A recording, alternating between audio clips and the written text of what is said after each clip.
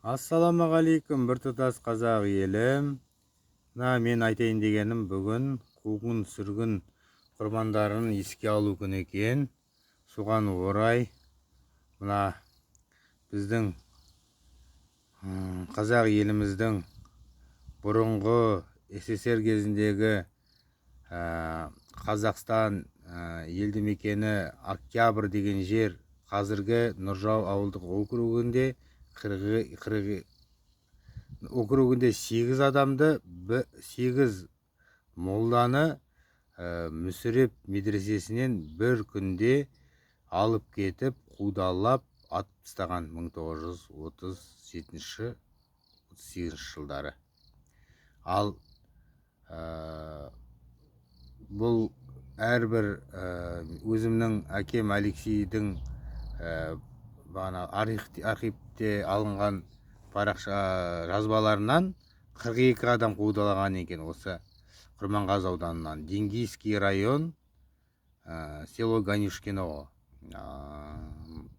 Енді соның ішіндегі 8 молда аталарымызға, соның ішінде айтып кеткенім бағанағы Алексейдің әкесі Сәдуақастың әкесі Нұрғали Сағындықов көше атауларын берілді. 8 бәрін жатқа білмеймін. Бірақ та мен осы қуғын-сүргін жүргізуші бағана Facebook парақшасында бар әлеуметтік сайт, соған жазғанмын. Осы аталарымызға неге ауыл туған жерінен берілді көше? Енді аудан орталығынан, осы Құрманғазы ауданынан бізде елді мекендерге ат берілсе, неге десең, ол аталарымыз бағана дін жолында құрбан болған, өзіміздің ел үшін.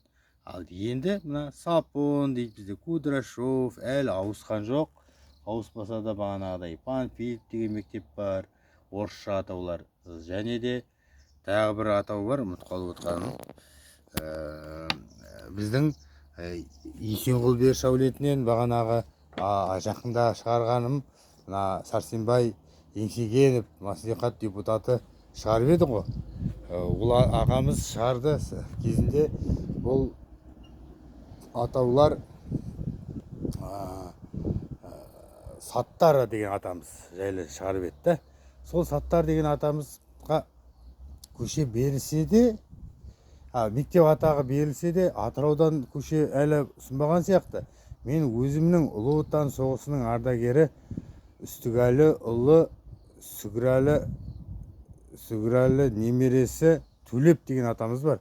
Соған да көше берілген жоқ. Ал Ұлы Отан соғысын қосып берген себебім, бұл Дарыбай Айтжанов деген көшеде милиция полковнигі болған, сол атамызға қасында тұрады. Сол үшін бұл қаралып жатыр ма білмеймін енді.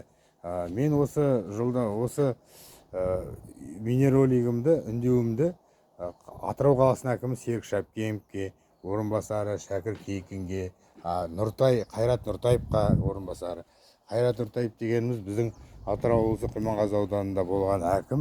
Ол Қайрат білет деп есептеймін Төлеп атаны. Сол Төлеп аталарымызға және осы қуғын-сүргінге ұшыраған 8 молдаға Құрманғазы ауданынан көше атауларын сұраймын. Немесе елді мекен. Бізде Құрманғазы ауданы дейді, Құрманғазы селосы. Мысалы, сол екі ағайынды болған ғой кезінде. Ганюшкино деген купец, мысалы. Большой Ганюшкино, маленький Ганюшкино. Көрдіңіздер ма? Сол сияқты мына Құрманғазы ауданы ғой. Құрманғазы елді мекеніне бір атау берілсе. Ал Құрманғазы Сағырбаев атамыз күйші, бәлен жыл алдына дес бермеген, сондай бір күшті күйші болған. Дина әжемізбен айтысқа күрескенде, күйші ертіп жарысқанда, бұл Құрманғазы атамыз бәшбәймен домбырлатып,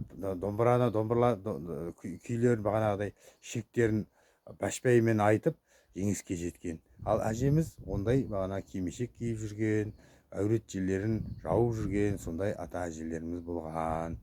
Сөйтіп Құрманғазы атамыз бүткіл Қазақстан, бүткіл ел, бүткіл Астрахань, Орынбор, бүткіл алдына дес бермеген атамыз болған. Сондай атаулар қалып қойып жатса, сізде жазыңыз. Сіздің атаңызға көше берілмесе, неге десең, бір орыс атауларды жойып, кәдімгі қазақтың ханымен осы бар ғой, ұлы жүз, орта жүз, кіші жүз, ұлы жүзге, орта жүзге бағанағыдай дауға қой дейді ғой, орта жүзге. Ұлы жүзге қалам алып, бағана басшы ет дейді баған ұлы жүзден. Кіші жүзге найза беріп жауға қой дейді. Сол сияқты біз өзіміздің отанымызды қорғауға дайынбыз әрқашан. Сол үшін сіздер де біз үлестерімізді қосыңыздар.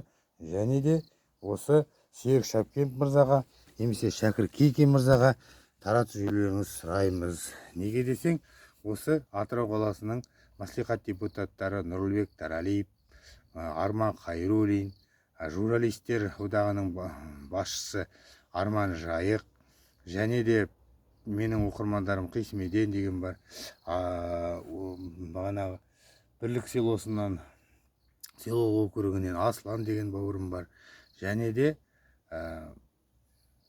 Муса Хайрулиев, және Айбар Ерекешев, Қазбек Иса, Әділ Жұрбанов, Абзал Құспан, Ермұрат Бапи, және Берік Уәли, Қазақстан Республикасының президентінің көмекшісі Берік Уәли, және де Жаңбыршин Еділ ағамызға жолдаймын осы. Осы жолдауды қабыл етулеріңізді сұраймын. Репост, және де осы қаланың әкімі, Атырау облысы Құрманғазы ауданының Абат Жанғалиевке респект деймін. Жақсы істер атқарып жатыр. Оның орынбасарлары және де мәслихат депутаттары мені қолдайды деп ойлаймын. Осы қуғын сүргін азаматтарымызға, аталарымызға, бабаларымызға 8 молда, соның ішінде 42 адамның ішіндегі 8 молда, және Төлеп атамызға көше атауларын сұраймын. Рахмет, сау болыңыздар. Еліміз аман, жұртымыз тыныш болсын. Және Қазақстан Республикасының 7-ші бабы 2-ші тармағы алынса, өте керемет болар еді. Амантта болайық. Рахымжан Қошқарбаев атындағы бірдемелер университеттер ашылса, Саттар ағамызға Атыраудан атаулар берілсе, көше атаулар. Саттар Имашев. Амантта болайық. Рахмет, сау болыңыздар.